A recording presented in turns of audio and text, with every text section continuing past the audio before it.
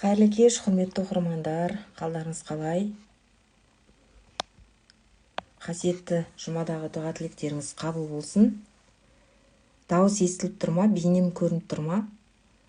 Кері байланыс жасап қойыңыздар, естілсе плюс белгісін қойып қойыңыздар, иә? Кешке интернет нашар болып естімей қалуы мүмкін. Жақсы, шүкір Аллаға. Өзіңіз қалайсыз, Ерлан мырза? Бүгін уәде бойынша таңертең стористе айттым, иә, бүгін садақа туралы, садақаның керемет сауаптары туралы айтатын боламын, Құдай қаласа. Бисмилля деп осы эфирді Құдай қаласа астындағы самолетиктен таратып жіберіңіздер, көп адамдар көрсін.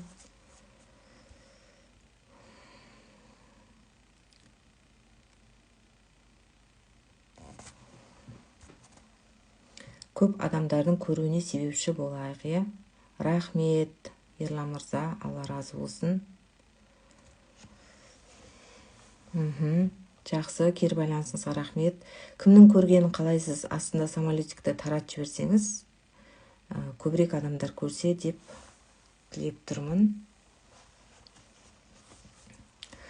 Жалпы Алла жолында берген нәпақаларыңның есесін Алла толтырады деп Сәбә сүресінің 39 аятында жазылған екен. Әмин, қабыл болсын.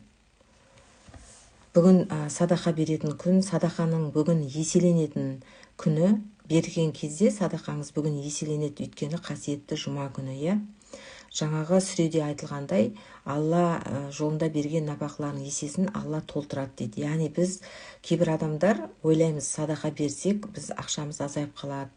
Ақшам жоқ, сосын кейін ақшам көп болғанда берем деп ойлайтын адамдар да бар. Немесе садақа бер деп айтса, 200 теңге, 100 теңге одан артық бере алмаймын деп өзін жаңағы қысып қалатын, сараңдық танытатын адамдар да бар садақа беру жолында. Бірақ мен сіздерге айтайын, өзімнің тәжірибемнен осы 2 жыл бойы үздіксіз садақа беріп жүрмін. Менің ақшам таусылса таусылып қалатын еді. 2 жыл бойы үздіксіз садақа беріп жатырмын, шүкір Аллаға, табысым көбеймесе азайып жатқан жоқ. Сондықтан садақаны берген дұрыс. Садақа негізінен араб тілінен аударған кезде садаге деген мағынаны білдіреді екен, яғни ол шын ықыласпен сыйлау дегенді білдіреді. Яғни қайырымдылық мақсатында мұқтаж адамдарға берілетін ақшаны немесе заттай көмекті садақа деп атайды екен. Яғни кейбіреулер садақа бер десе ойлайды, мен ақшам жоқ деп. Жаңа айтып жатырмын ғой, садақаны тек ақшамен ғана беруге болмайды. Оны жылы сөзбен де беруге болады, затпен де беруге болады, киіммен де беруге болады. Немесе басқа да жақсы сөз айтып, жылы сөз айтып та беруге болады. Күлімсіреп қарауға да беруге болады. Оның барлығы садақаның түрлеріне жатады. Сондықтан садақаны қайтып берсек те Алла оны көріп тұр. Енді садақаның түрлерін айтатын боламын. Садақаның түрлері зекет садақа, пітір садақа, иә? Зекет садақаны бізде кімдер береді? Байлар береді, иә? Жағдайы бар, дәулетті байлар береді. Зекет садақаны не үшін береді? Малының жаңағы басын көбейту үшін, өзінің ризығын көбейту үшін зекет садақа береді. Ал пітір садақа дегеніміз бұл ораза айында берілетін пітір садақа, барлығыңыз білесіздер, иә? Ол пітір садақа өзіміздің жанымыз үшін, жанымыздың жаңағы тыныштығы үшін, қауіпсіздігі үшін берілетін садақа екен пітір садақа. Ал садақа негізі мынандай 3 түрге бөлінеді екен. Қайырлы кеш, Райгүл ханым, қалайсыз? Садақаны мейіріммен жасалған садақа болады екен. Яғни ол шын ниетпен, ықыласпен берілген садақа. Шын көңілімен. Бүгін мен чаттарға тараттым ғой, жаңа қарекет қорынан бір әйелді өте аяп кеттім. Енді аяп кеттім деп те айтуға болмайды. Жаным ашыды, Алла есіркесін. Вагончикта тұрып жатқан әйелді көрсетті, иә. Соны таратып жібердім. Оны таратқанның өзі мысалы садақа. Өйткені сіз соны тарату арқылы біреудің садақа беруіне себепкер боласыз да, мысалы. Бұл яғни біздің мейіріммен, шын ниетпен жасалған садақамыз, иә. Мен өзім де осы қарекетке ылғи да салып жүрем. 2 жылдай уақыт болды салып жүргеніме. Енді мақтаныш үшін жасалған садақалар болады екен. Ол ел жұрттың көзінше көрсетіп, мақтанып, өзінің абыройын көтеру үшін, немесе өзінің бір қарабасының пайдасын ойлау үшін жасалған садақа болады екен. Ол мақтаныш үшін жасалған садақа деп аталады екен. Ал енді ақмақтық жолмен жасалған садақа да болады екен. Ақмақтық жолмен, ол қалай? Мысалы, өздеріңіз білесіздер, көшеде, базарда жүрген кезде қайыр сұрап тұрады, садақа сұрап тұрады адамдар, олардың көбісі жаңа арақ ішетін адамдар, үй жоқ адамдар, бомж деп айтады ғой, немесе сығандар. Осыларға біз садақа берсек, онда біздің садақамыз ақмақтық садақа болып саналады екен. Неге? Өйткені жаңағы не сұрап тұрған, қайыр сұрап тұрған арақ ішетін адам, ол не істейді? Сіз берген ақшаға арақ ішеді. Яғни ол не істейді? Харам жолға жұмсайды.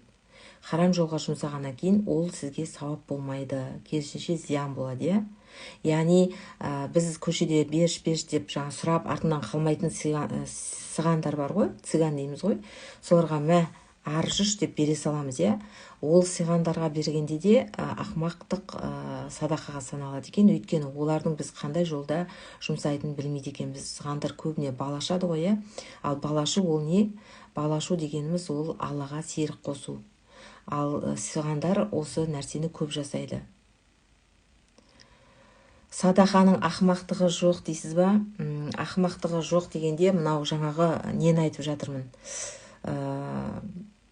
Арақ ішетін адамдар сұрап тұрады ғой садақа. Соған берген кезде сіз оның харам жолға жұмсауына себепкер болғаныңыз үшін ақмақтық болып саналады екен.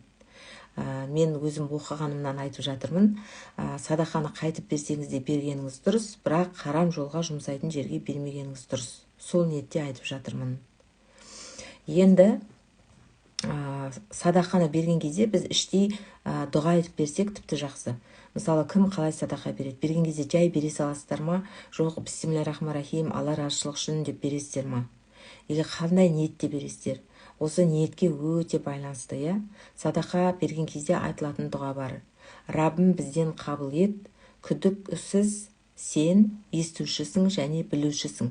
Яғни сіз қанша садақа берсеңіз де, Алла тағала көріп тұр оны.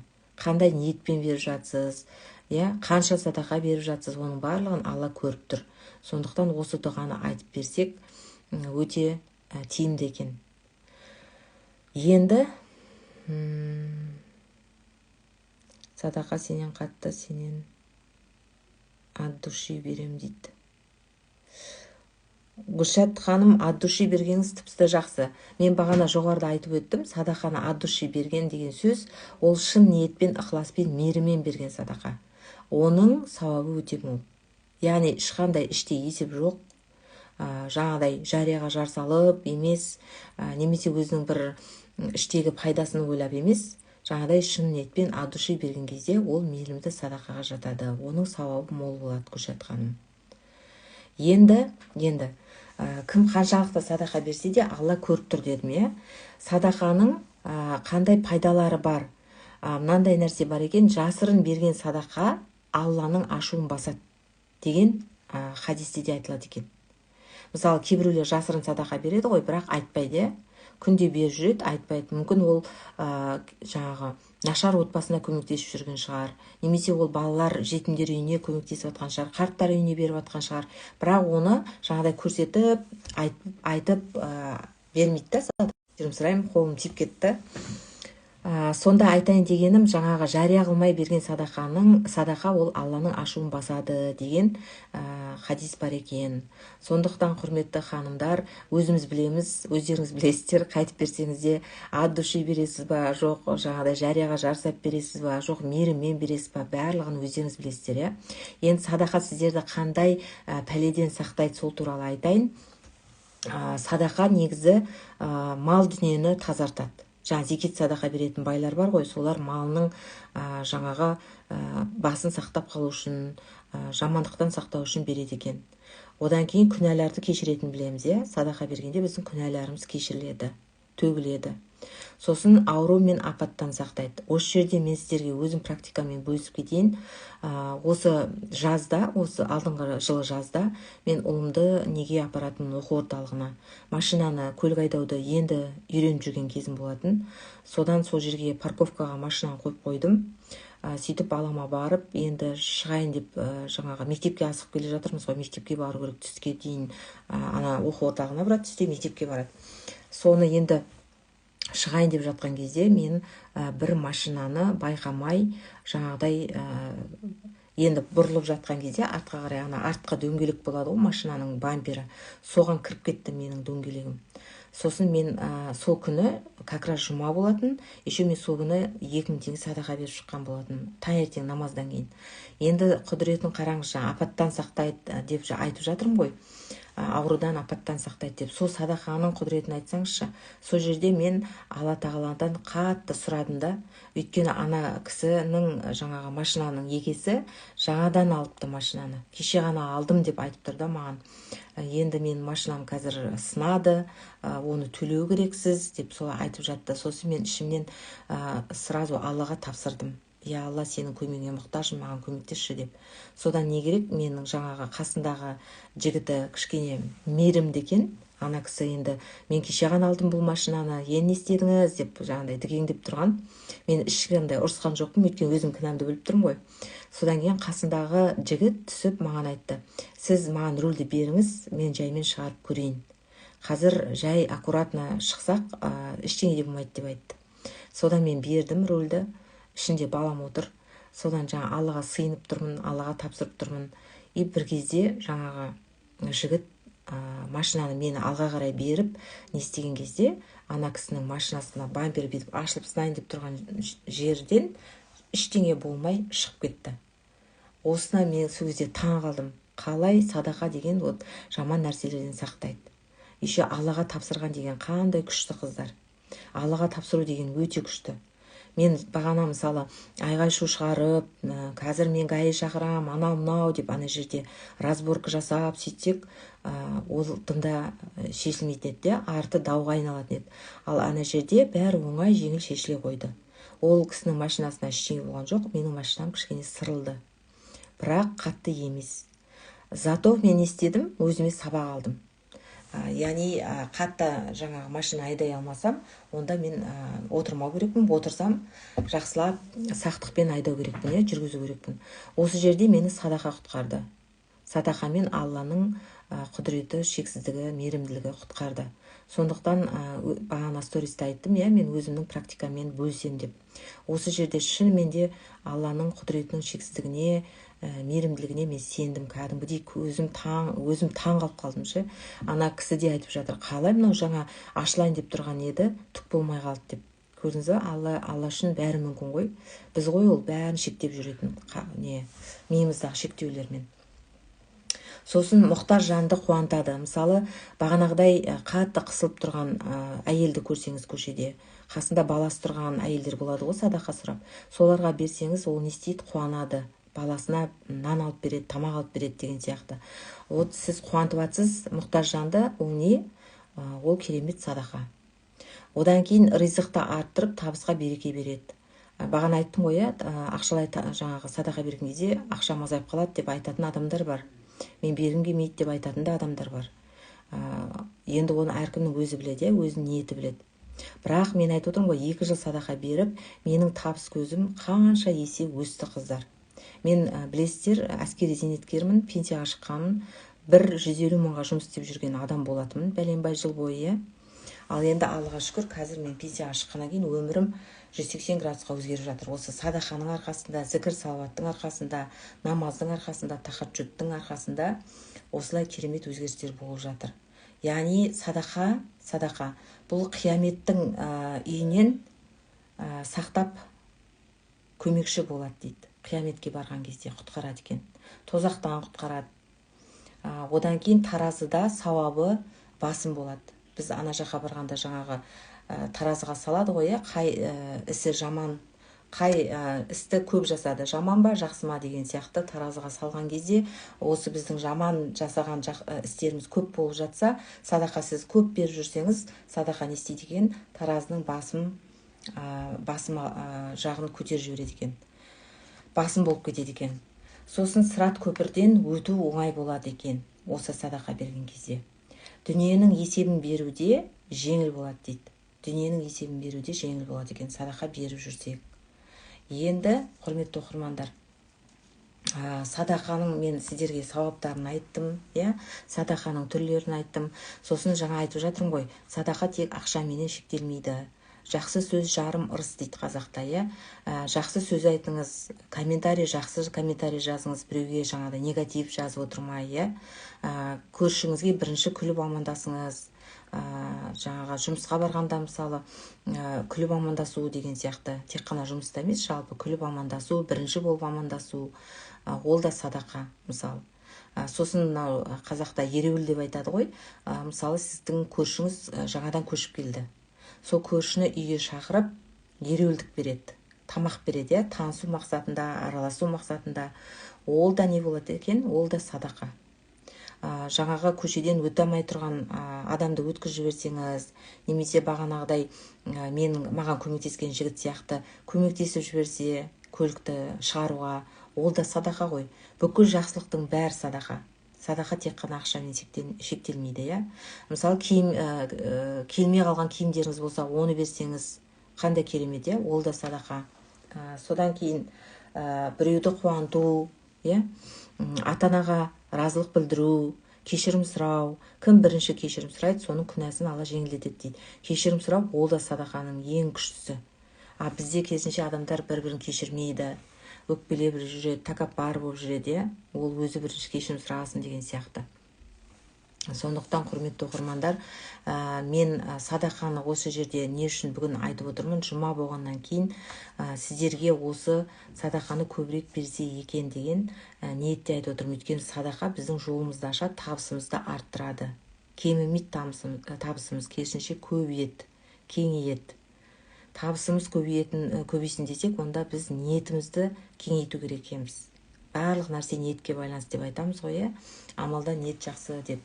Ниетті біз кеңейтсек, ниетімізді тазалап отырсақ, ниетіміз түзу болып жатса, онда біздің ризамыз көбейеді екен. Анау өте тар адам деп қазақта айтады ғой, сараң адамдар. Вот сараң адамдардың риза көбеймейді. Неге? Өйткені ол кең болып үйренбеген.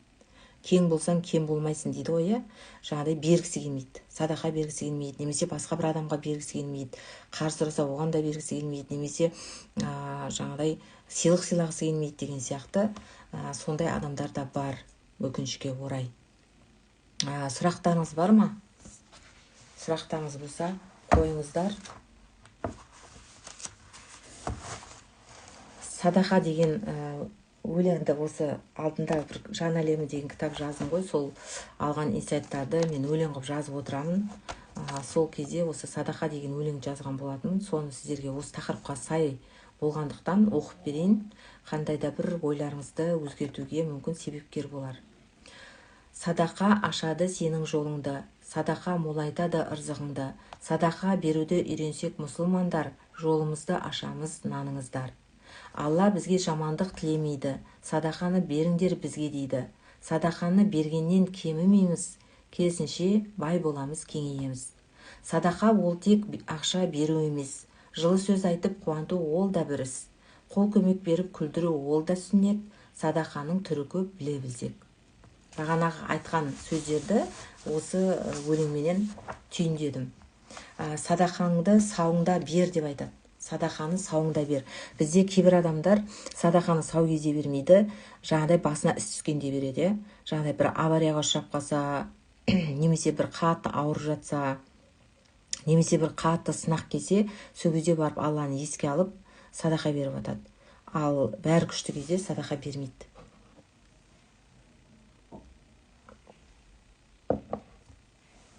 Сондықтан мен айтар едім, садақаны сауыңда берген дұрыс деп. Өйткені сізді болашақ қауіп-қатерден, ауру сырқаудан, жаңағы барлық пәлекеттен сіздерді сақтайды ғой. Сондықтан садақаны сауыңда бер деген өте дұрыс айтылған. Енді Кімде сұрақ бар? Сұрақтарыңыз болса қойыңыздар. Жаңа бір нәрсе айтайын деп отыр едім, ұмытып қалдым. Есіме түсті. Тағы да мен осы бір инсайт, мен Таразға барған кезде, ол кезде ата-енеміз Таразда тұратын.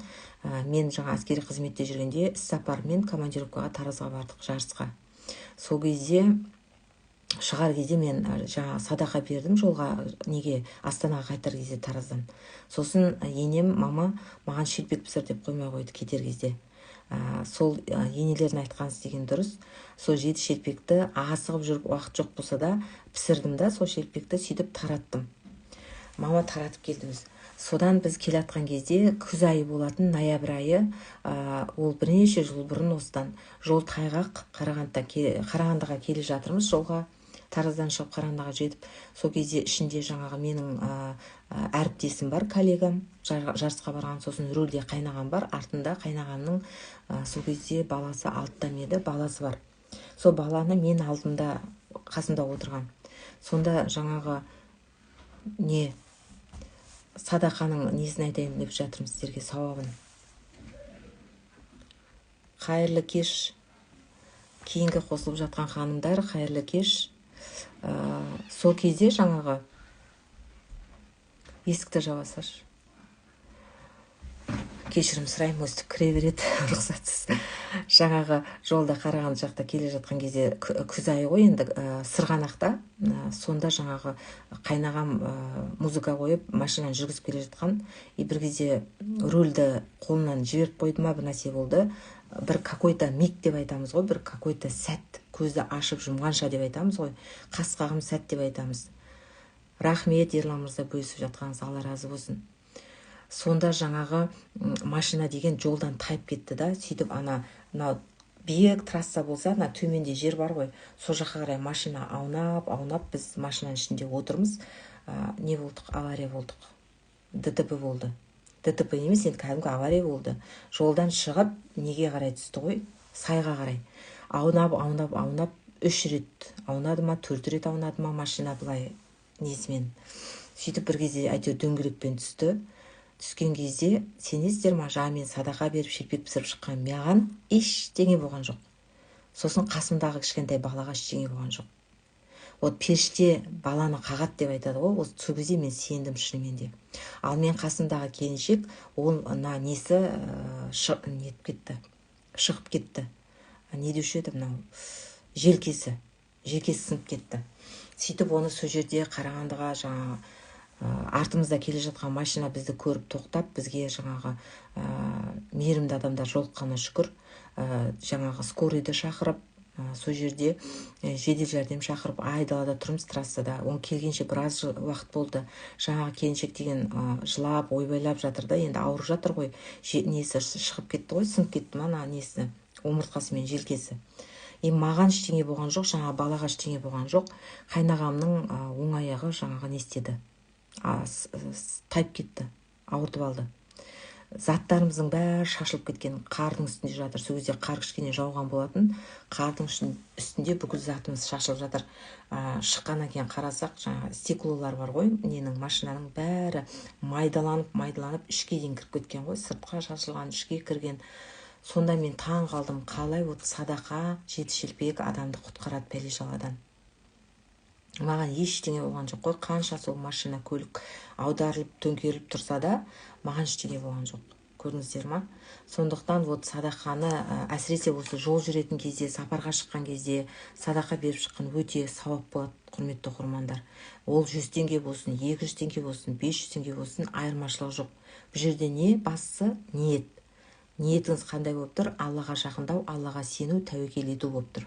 Сөйтіп садақа берсеңіз, сіздерді пәле-жаладан сақтайды. Осы тағы да бір өзімнің практикамна есіме түсіп бөлісіп жатырмын. Енді сіздер қазір сұрақ қойсаңыздар болады. Немесе кім тікелей эфирға шыққысы келеді, шығуға болады, разбор жасауға, қандай да бір мәселе бойынша мәселе болса. Бүгін эфирде атам аз болып жатыр, садақа ешкімге қызық емес деп ойлайды ау деймін. Ешкім қызық емес сияқты ғой. Ал менімше садақа деген ең өте керек бізге нәрсе, керек қажет жаңағы нәрсе ол. Ал қазір мен ақша туралы айтайыншы, бәрі эфирге кіріп кетеді. Бізде қазақтар қазір сондай ақша деп кетті ғой. Ақша туралы айтатын болсаң көп адам кіреді. Ал садақа туралы, намаз туралы, ислам туралы айтатын болсаң, өстіп көп адамдар кірсе шығып кетіп жатыр, жаңа кіріп шығып кетіп жатыр. Қызық емес деп ойлап жатыр да садақаны. Енді әркімнің өзінің қалауы, өзінің ниеті біледі. Бірақ бүгін күн жұма болғаннан кейін мен осы садақа туралы айтқым келді.